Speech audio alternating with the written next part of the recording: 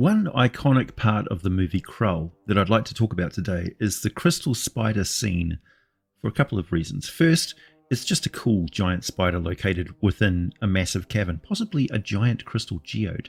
Strands of web as thick as spider silk rope stretch across the open space from all directions, suspending what looks like a web cocoon in the center. Anyone who touches the webs will cause unseen shards of crystal to chime and tinkle like hundreds of thousands of little crystal bells, attracting through motion, sound, and vibration the predatory, inexorably fatal attention of a massive translucent spider that seems to be made out of white crystal.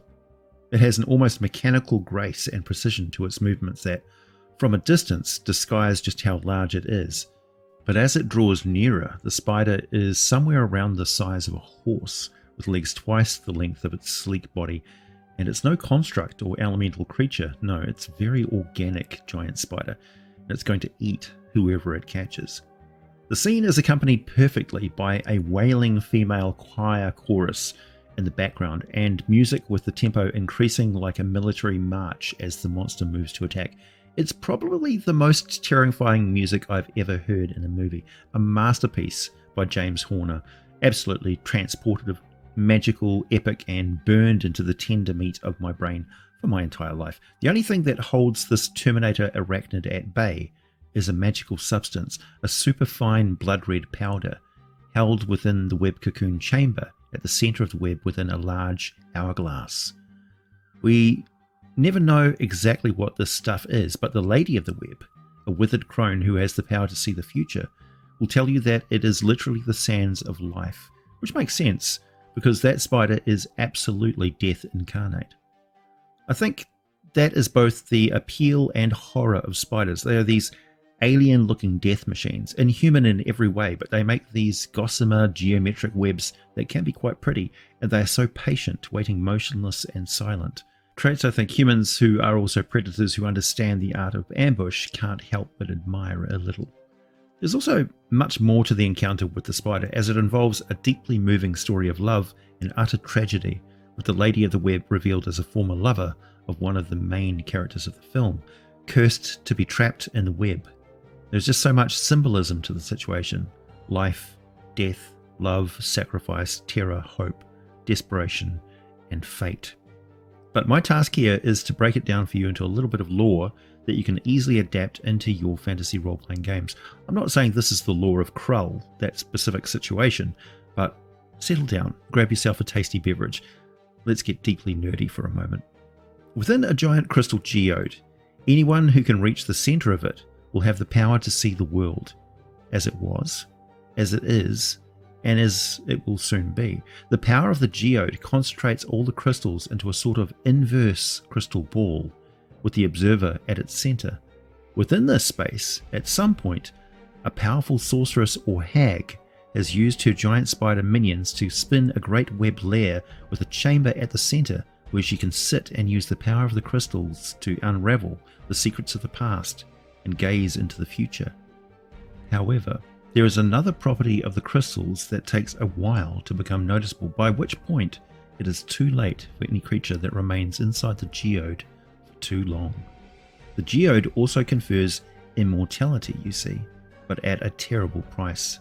It slowly turns creatures into crystal. With most humanoids, it turns their blood into a fine powder, while the rest of the body withers up like a dried prune. When this first begins, it feels like a magnetic pull on the blood.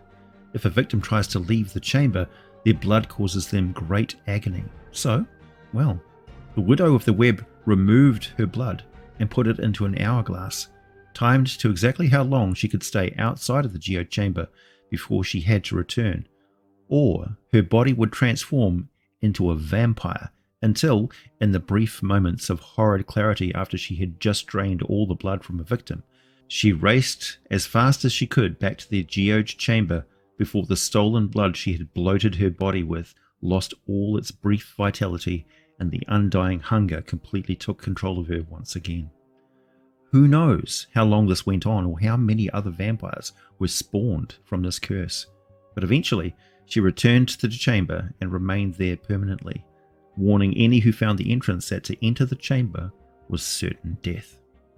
Meanwhile, the spiders each ate each other, all but one, which grew to an enormous size and slowly transformed into the crystal spider, also unable to leave the chamber, immortal and still enchanted to be loyal to whatever remains of its original master, the red crystal blood sand held within the hourglass at the centre of the web.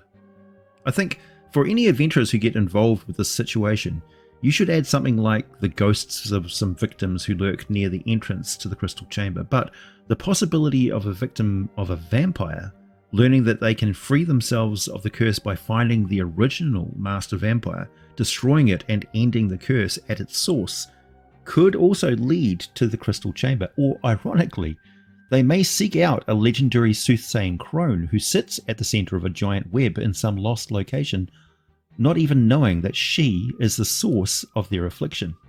So the reason I love this sort of encounter so much is also the answer to one question I get so many times over the years, that in a fantasy world, how can there be all these monsters and there be any chance for humans and cities and civilizations to exist at all? My first answer is that there are not, or should not be, that many monsters not roaming around freely. You don't have to worry about giant spiders, purple worms, griffins and displacer beasts attacking everyone the moment they step outside every day. Look at the stories that are the sources for these creatures of legend. Folklore and mythology tells us there was only one Minotaur, there were only 3 Gorgons, and only one was named Medusa. There was only one Hydra, I think. Only one island with Cyclops on it. Even in Dungeons & Dragons, the dragons are supposed to be sleeping half the time you encounter them. The older ones sleep for decades, even centuries. So they may be there, but you rarely ever see them. The Chamber of the Soothsayer is a magical location that happens to have a giant spider, which is as much a part of the location as anything else, and it's no threat to anything outside of that chamber. So let's imagine something else in the same method. Say there's a legend of a cursed fog that rises in the night over the waters around some islands in the middle of a great and deep lake. This lake has these giant scallops that can actually swim around like real scallops do. If you didn't know this, I'm delighted to share this with you. So some shellfish can swim. So make giant clams or oysters that can actively hunt and latch onto swimming adventurers who think they are going to just loot the lake for its magical pearls of enormous size. There's also a legend that every so often someone will kill one of the giant shellfish, and every time the fog will gather so quickly and in such density that a great cloud will rise and form a furious thunderhead over the lake. The wind will howl with the voice of a giant, and local elders swear they actually saw a giant within the storm, a true storm giant, a protector of the lake. And there are a few examples held in secret by local collectors of partly melted ship anchors, shattered and burnt ship timbers with strange patterns of burning, even some odd glass sculptures made when lightning strikes the sand of the lakebed and shores. And it's true, there is a storm giant here, but it is a ghost of an ancient giant that was part of the water of the lake, and it rises as steam and only takes on full physical form with the power and energy of a thunderstorm. But the moment it hurls a bolt of lightning, it loses that energy and breaks apart into heavy drops of water which fall from the sky as torrential rain for a few minutes, returning back to the waters of the lake. See what I mean? The monster and the location are one and the same. Can you come up with a monster and location combo and a little local legend as to why they're linked together? Share it with everyone in the comments under this video. Even if you're watching this video years from now, go ahead and add something for everyone else to use. My name is AJ Pickett. Thanks for listening, and as always, I'll be back with more for you very soon.